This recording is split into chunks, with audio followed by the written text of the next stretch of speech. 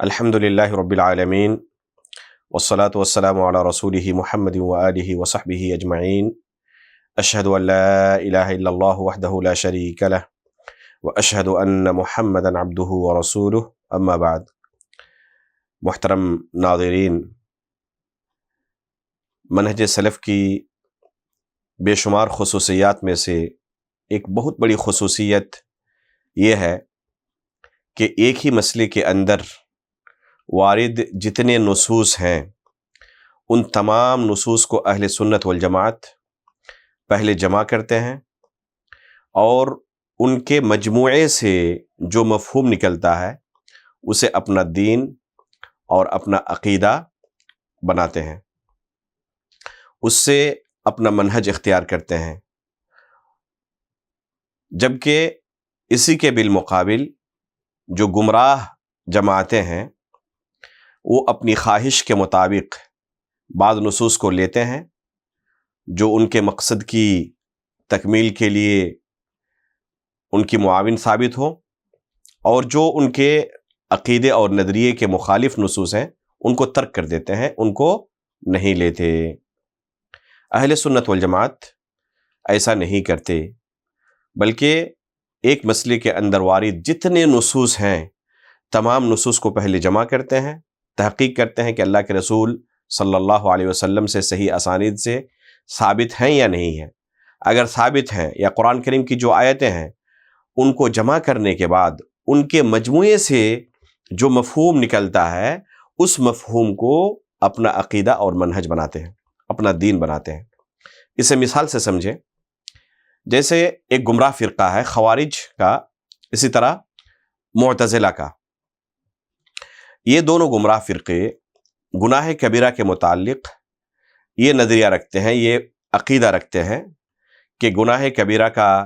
ارتکاب کرنے والا دائرہ اسلام سے خارج ہو جاتا ہے، وہ اب مسلمان نہیں رہتا اور آخرت میں یہ جہنمی ہے۔ یہ نظریہ ہے ان دونوں گمراہ فرقوں کا۔ اس کے بالمقابل ایک اور گمراہ فرقہ ہے جسے مرجیہ کہا جاتا ہے۔ ان کا نظریہ یہ ہے کہ اگر کوئی شخص کلمہ لا الہ الا اللہ کا اقرار ایک بار کر لیتا ہے تو چاہے اس کے بعد کتنا ہی گناہ کبیرہ کا ارتکاب کیوں نہ کرتا رہے، اس کے ایمان پر کوئی فرق نہیں پڑتا اور اس کے لیے جنت کی گارنٹی ہے۔ تو یہ دونوں فرقے دو الگ الگ انتہا پر کھڑے ہیں۔ آپ ان فرقوں سے پوچھیں کہ آپ نے جو یہ اپنا نظریہ بنایا ہے، اپنا عقیدہ بنایا ہے، اس کے پیچھے آپ کے پاس کون سی دلیل ہے؟ تو خوارج و معتزلہ آپ کو کتاب و سنت سے ایسی دلیلیں دیں گی، یہ دونوں جماعتیں آپ کے سامنے ایسی دلیلیں رکھیں گی جن سے آپ کو یہ لگے گا کہ حقیقت میں اگر کوئی گناہ کبیرہ کا ارتکاب کرے تو دائرہ اسلام سے خارج ہو جاتا ہے اور وہ ہمیشہ ہمیشہ جہنمی ہے۔ اسی کے بالمقابل اگر آپ مرجیہ سے پوچھیں کہ آپ نے جو اپنا عقیدہ اور منہج بنایا ہوا ہے آپ کے پاس کون سی دلیل ہے، وہ بھی اپنے نظریے کے تائید کے لیے ایسی دلیلیں آپ کے سامنے رکھیں گے جس سے لگے کہ اگر کسی شخص نے کلمہ لا الہ الا اللہ کا اقرار کر لیا ہے تو گناہ کبیرہ کرنے کی وجہ سے کوئی فرق نہیں پڑتا اور اس کے لیے جنت پکی ہے، جنت کی گارنٹی ہے اس کے لیے۔ اب ظاہر سی بات ہے کہ یہ دونوں دو الگ الگ انتہا پر کھڑے ہیں اور دونوں اسلام نہیں ہو سکتے۔ اسلام کا یہی نظریہ ہو، ایک کہے کہ ایک عمل کی وجہ سے وہ ہمیشہ ہمیشہ جہنمی ہوگا، وہ اسلام سے خارج ہو چکا ہے، اور اسی عمل کی وجہ سے دوسرا کہے کہ نہیں اس سے کچھ فرق نہیں پڑتا، اس کے لیے جنت کی گارنٹی ہے۔ مثال کے طور پر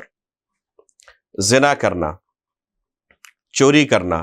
یہ گناہ کبیرہ ہے۔ آپ اگر خوارج اور معتزلہ سے پوچھیں گے کہ اگر کسی نے چوری کر لیا ہو، زنا کر لیا ہو تو اس کا حکم کیا ہے، تو یہ آپ کو جواب دیں گے کہ یہ دائرہ اسلام سے خارج ہو چکا، اب یہ ہمیشہ ہمیشہ جہنم میں رہنے والا ہے۔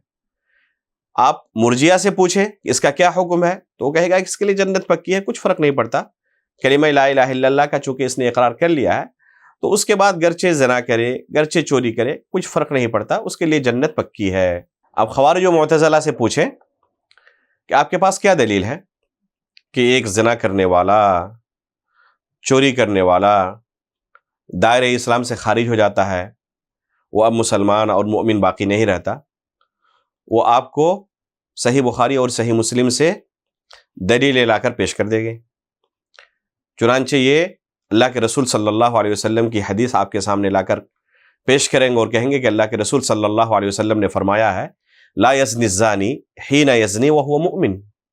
ولا یسرق السارق حین یسرق وہو مؤمن۔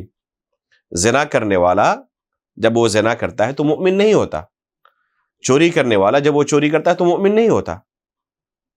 تو کہیں گے کہ دیکھیں خود اللہ کے رسول نے کہا ہے کہ زنا کرنے والا، چوری کرنے والا مومن نہیں ہے، وہ اسلام سے خارج ہے، یہ ایمان سے خارج ہے۔ ایسے شخص کے ایمان کی نفی خود اللہ کے رسول نے کی ہے۔ آپ کو لگے گا کہ بظاہر ان کی بات تو بالکل صحیح ہے، خود اللہ کے رسول نے زنا کرنے والے، چوری کرنے والے کے ایمان کی نفی کی ہے۔ آپ مرجیہ سے پوچھیں کہ آپ کہہ رہے تھے کہ اگر کوئی زنا کرے، چوری کرے تو اس کے ایمان پر کوئی فرق نہیں پڑتا، اس کے لیے جنت پکی ہے، آپ کے پاس کیا دلیل ہے؟ تو یہ بھی اللہ کے رسول صلی اللہ علیہ وسلم کی حدیث آپ کو پیش کریں گے، اور وہ بھی صحیح بخاری اور صحیح مسلم سے۔ چنانچہ ابو ذر غفاری رضی اللہ تعالیٰ عنہ کی حدیث اس بارے میں یہ ہے، اللہ کے رسول صلی اللہ علیہ وسلم فرماتے ہیں کہ جب کوئی بندہ کلمہ لا الہ الا اللہ کا اقرار کر لے تو اس کے لیے اور اسی پر اس کی وفات ہو تو وہ جنت میں داخل ہوگا۔ ما من عبد قال لا الہ الا اللہ ثم مات على ذلك الا دخل الجنہ، کہ کوئی بندہ اگر کلمہ لا الہ الا اللہ کا اقرار کر لیتا ہے اور پھر اسی پر اس کی وفات ہوتی ہے تو جنت میں داخل ہوگا۔ ابو ذر غفاری رضی اللہ تعالیٰ عنہ جب اس حدیث کو اللہ کے رسول سے سنتے ہیں تو سوال کرتے ہیں کہ اللہ کے رسول اگر اس نے زنا کیا ہو، چوری کی ہو تب بھی جنت میں داخل ہوگا؟ وَإِن زَنَا وَإِن سَرَقَ یا رسول اللہ کے رسول اس نے اگر زنا کیا ہو، چوری کیا ہو تب بھی جنت میں داخل ہوگا؟ تو اللہ کے رسول فرماتے ہیں وَإِن زَنَا وَإِن سَرَقَ، اگرچہ اس نے زنا کیا ہو، اگرچہ اس نے چوری کی ہو تب بھی جنت میں داخل ہوگا۔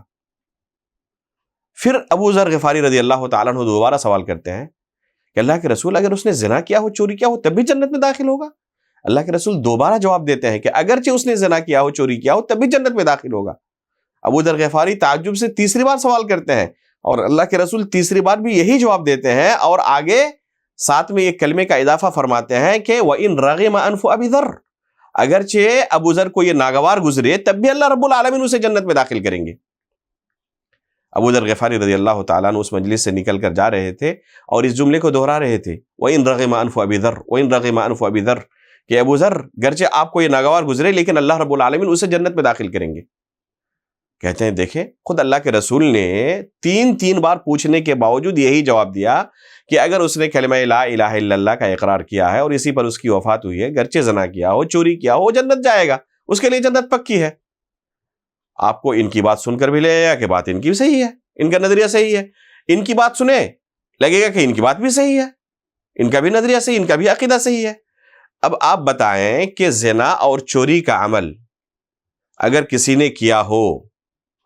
تو کیا دونوں کی بات صحیح ہو سکتی ہے؟ ایک کا کہنا ہے کہ ہمیشہ جہنمی، وہ اسلام سے خارج، اور دوسرے کا کہنا ہے کہ اس کے لیے جنت پکی ہے، کچھ فرق نہیں پڑتا اس کے ایمان پر۔ ظاہر سی بات ہے کہ کوئی بھی عقل مند ایسا نہیں ہو سکتا جو کہے دونوں کی بات صحیح ہو سکتی ہے۔ آخر یہ دونوں جو دو انتہا پر کھڑے ہیں ان کا یہ نظریہ کیوں بنا؟